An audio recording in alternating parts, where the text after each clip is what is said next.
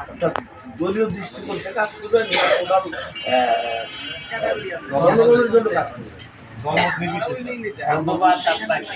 ইতিমধ্যে বিএনপি সরকার স্থানীয় সরকারটা যাতে দলীয় সরকার না হয় এই কারণে দলীয় প্রতীক বাদ দিয়েছে এবং একটি জনপ্রতিনিধি জনবান্ধব এবং জনগণের কল্যাণে যাতে কাজ করতে পারে, কোনো দলীয় সাইন না থাকে, এই কারণে এই ব্যবস্থা নিয়েছে। তা আমি মনে করি স্থানীয় পর্যায়ে যে জনগোষ্ঠী মত পথ ভিন্ন থাকতে পারে, কিন্তু একটি জনগোষ্ঠী একটি এলাকাকে উন্নয়ন করতে হলে সকলের অংশগ্রহণে একটি এলাকার পরিবর্তন হয়। কাজে আমি নির্বাচিত হলে এলাকার উন্নয়নে দলমত নির্বিশেষে সকলকে নিয়ে আমি কাজ করতে হবে। আরেকটা প্রশ্ন,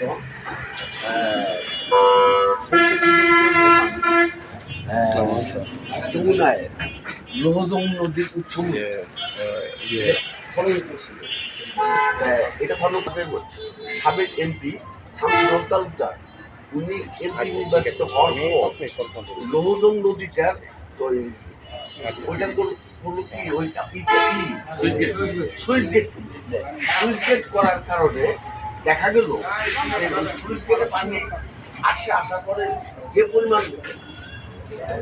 পরিমাণ নদী থেকে পানিগুলো আসে ওই পানিগুলা ওই সুইচ গেট থেকে ওই নদী প্রবাহিত হয় না, যায় না, যার জন্য ভুয়া বুড়ো তলায় যায় না, ভুয়া বুড়ো পানি ওঠে বিভিন্ন পৌরসভা থেকে আরম্ভ করে বিভিন্ন জায়গায় পানি ওঠে। তা আমি আমার বক্তব্য যে এই সুইচ গেটটা এখানে একটা ব্রিজ এর ব্যবস্থা করা যাবে কিনা, এবং দলসই নদীর উৎসমুখ যে বন্ধ করে দিচ্ছিল লোহজং নদীর যে উৎসমুখ বন্ধ করছে, এইটা আপনি চালু করার উদ্যোগ নেবেন কিনা, এবং এখানে একটা ব্রিজের জন্য কোনো উদ্যোগ নেবেন কিনা। নদীর উপরে সুইচ গেট ভেঙে হ্যাঁ, এটা তো বুঝতে পারছি। ধন্যবাদ। এইটার কারণে আপনার সন্ধ্যা বলেন হয় না, যার জন্য ওই এলাকার থাকে হলো একবার শুকনা চপ, একবার চপ, পানি পায় না, এবং সুইচ গেটের পশ্চিম বা দুই ব্যাগ এবং গবুর তলায় যায়। বুঝছি আপনার প্রশ্ন। ধন্যবাদ। খাল পুনরুদ্ধারের চেষ্টা করছি। খাল খনন ইতিমধ্যেই তারেক জিয়া আমাদের মাননীয় প্রধানমন্ত্রী তিনি খাল কাটা প্রকল্পটি উদ্বোধন করেছেন এবং বিভিন্ন হারিয়ে যাওয়া খালগুলো খালগুলো যেগুলি ইতিপূর্বে চলমান ছিল বিভিন্ন দপ্তরে বলা হয়েছে, তারা সেগুলি তালিকা করেছে। ভুয়াপুরে যে সমস্যার কথা বলছেন, লোহজং নদীর মুখে ভরাট বা পানি চলমান নাই, আমাদের স্লুইস গেট হওয়ার কারণে ভিতরে সঠিক সময়ে পানি ঢুকতে পারে না, যে কারণে নদীর নাব্যতা হারিয়েছে। এবং সেই সময় আমার জানা মতে এটি ৮০ সনের দিকে এই লোহজং নদীর উপরে স্লুইস গেটটি, তখন অতি বন্যায় বালু সহ বিভিন্ন এলাকার আবাদি জমিগুলি নষ্ট হয়ে যেত এবং অসময়ে বন্যায় ধানি জমিগুলি ক্ষতিগ্রস্ত হতো। তখনকার চিন্তা ভাবনায় এখানে একটি স্লুইস গেট করা।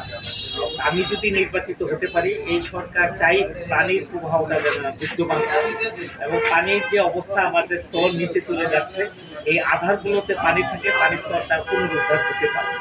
আমি যদি নির্বাচিত হতে পারি, সংশ্লিষ্ট বিভাগ এটি একটি ছোট কাজ না, বৃহৎ কাজ এবং পরিবেশ বিষয়ের ব্যাপার আছে।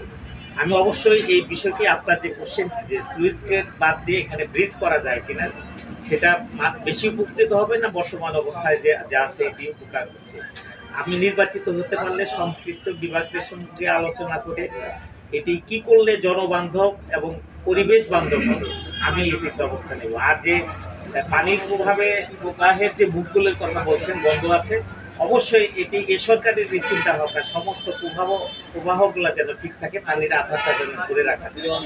কোথাও যদি এরকম অবস্থা থাকে, এটি অন্তত বৃহৎ কোনো কাজ নয়, প্রশাসনের সাথে আলোচনা করে এই মুখ বন্ধ থাকলে এটি খোলাসা করে দেওয়া যাবে বলে আমি। আরেকটা প্রশ্ন, আমরা একটা